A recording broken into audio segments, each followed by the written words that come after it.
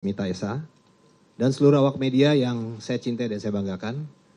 Pada hari ini kami selaku Kapolda Banten akan menyampaikan hasil penyidikan yang telah kami lakukan, tentunya atas koordinasi bersama dengan pihak Puspomal TNI Angkatan Laut, karena kejadian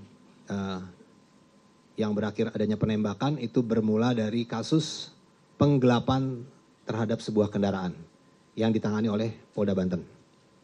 Kami akan sampaikan, yang pertama kasus ini dilaporkan kepada kami terkait dengan tindak pidana penggelapan sesuai dengan pasal 372 KUHP.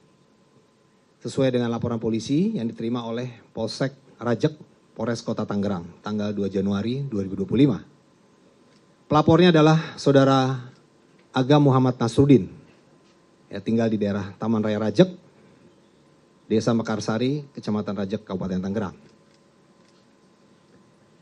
Waktu dan tempat kejadian penggelapan ini adalah di CV Makmur Raya, tempat rental kendaraan. Pukul 00.15 dilakukan penyewaan di Taman Raya Rajek Blok I 15, RT 015 RW 005, Desa Mekarsari, Kecamatan Rajek, Kabupaten Tangerang. Yang disewa adalah Honda Brio warna orange, nomor polisi B2694 KZO. Yang disewa oleh seorang warga Pandeglang bernama AS. Yang selanjutnya AS ini menyerahkan, setelah dia menyewakan diserahkan pada Saudara IH, yang saat ini masih DPO.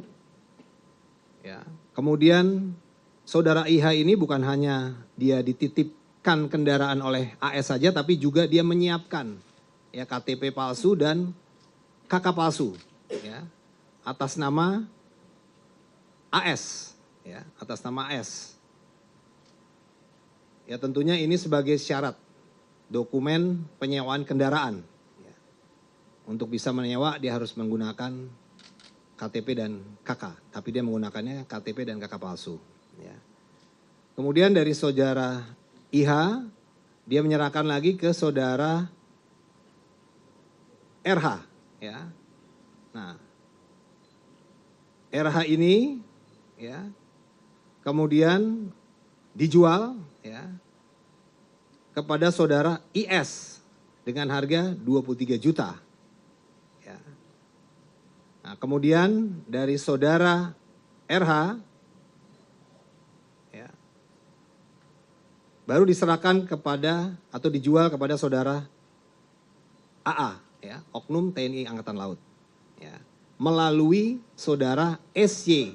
Harganya sudah naik, dinaikin menjadi 40 juta.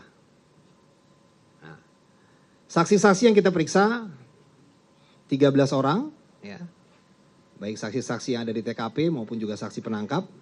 Kemudian barang bukti yang kita amankan, yang pertama adalah surat BPKB kendaraan Honda Brio warna orange tahun 2021, Nopol B2696 KZO. Kemudian juga sebuah surat STNK kendaraan Brio warna orange tahun 2021. Kemudian 1 unit kendaraan Honda Brio berwarna orange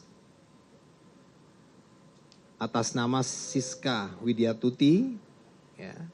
Kemudian sebuah kunci kendaraan, 1 lembar tanda terima sewa kendaraan, kemudian 1 buah KTP palsu, 1 lembar KK palsu, kartu keluarga palsu, kemudian ID card palsu, dan sebuah fotokopi STNK Brio.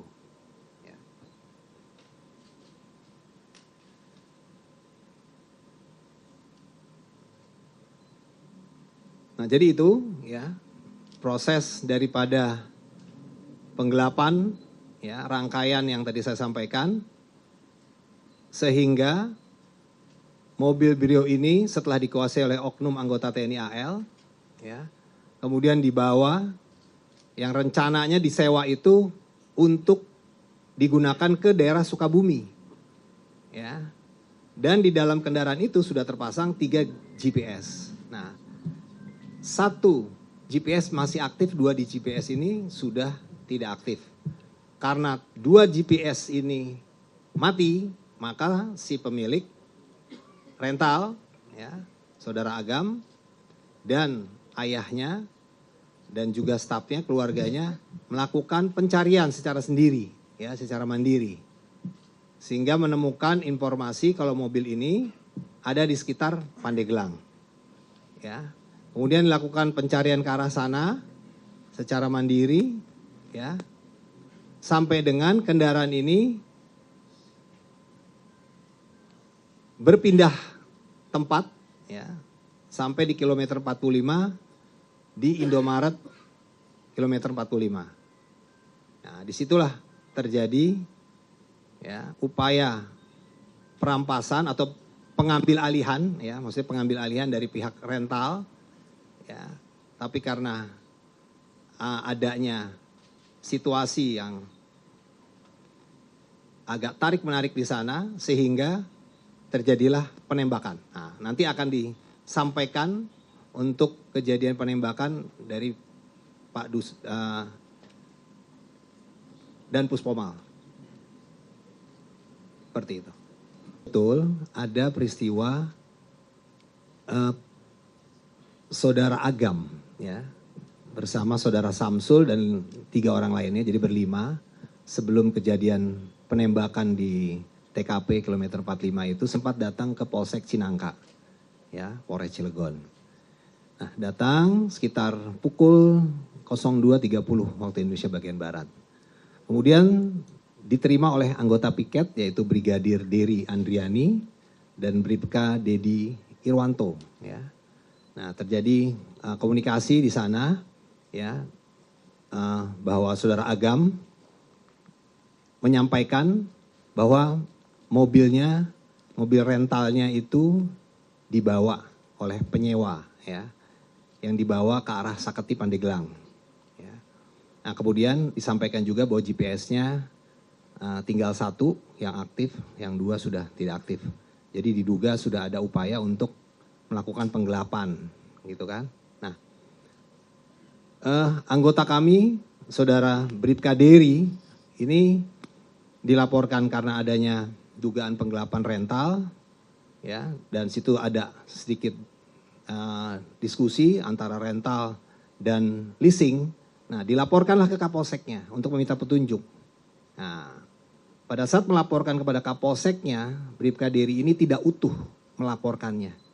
Ya, seharusnya ini adalah terkait dengan rental, penyewaan kendaraan yang didugakan digelapkan, tapi dilaporkannya leasing kepada Kapolseknya. Sehingga Kapolsek ini menyampaikan kalau memang leasing harus ada surat dari leasing dan sebagainya, diminta dokumen. Nah, dokumen ini pun sudah disampaikan sebenarnya oleh Saudara Agam, baik itu BPKB, STNK, dan kunci cadangan. Jadi seharusnya memang anggota kita itu melakukan pendampingan.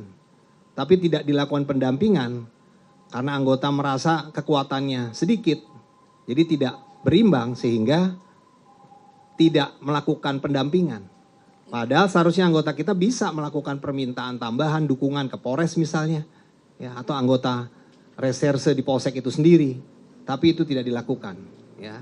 Nah, sehingga dari hasil penyidikan Propam Polda Banten, ya, telah ditemukan adanya pelanggaran, ya, terhadap ketidakprofesionalan terhadap anggota Saudara Dery, ya, Andriani, ya, karena tidak respon terhadap laporan masyarakat yang seharusnya melakukan pendampingan untuk mengamankan kendaraan Honda Brio yang diduga akan digelapkan ini, karena sudah ada dugaan penonaktifan GPS sebanyak 2 buah, tinggal 1, berarti ini sudah ada dugaan. Seharusnya dia sebagai anggota Polri dia melakukan pendampingan, ya, tapi tidak dilakukan sehingga dalam pemeriksaan penyidik dari Propam ini adalah dugaan pelanggaran dan tentunya akan kita tindak tegas, ya, anggota ini, ya, baik secara etika, ya, yang sanksinya dapat kita demosi, bahkan yang terberat adalah bisa di PTDH. Begitu juga Kapolsek, ya, sebagai pimpinan di Polsek tersebut, ya, dia tidak melakukan pengawasan dan pengandalian dengan baik, ya tentunya ini juga akan kita kenakan sanksi, ya, baik demosi maupun juga yang terberat adalah PTDH. Dan juga anggota lain yang ada di situ, yaitu Brigade Dedi Irwanto yang juga mendampingi saudara Dery Andriani, juga akan kita kenakan sanksi kode etik. Demikian, terima kasih. Ya, siapa lagi? Ya, silakan. Selamat siang, izin semuanya. Saya Eril Wiranapa dari Kompas TV. Ingin lebih menanya terhadap dengan transparansi dari 3 oknum anggota